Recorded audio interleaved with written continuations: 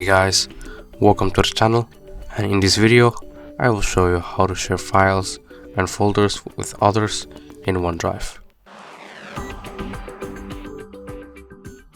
So first you want to select the file that you want to share, and then here you'll see this three dots button over here, and then here you will see share, and then you can either copy the photo or send the file by messages, or you can send them an email with it. Now if you want to send a folder, it's the same thing. You also tap share. As you can see here, you can change the permission, whether the person that you send the folder to can either edit or view. In my case, I'm gonna set it to edit.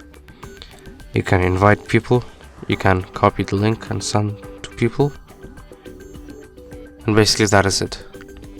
That is it for this video. Make sure to like, comment and subscribe, and see you in the next video.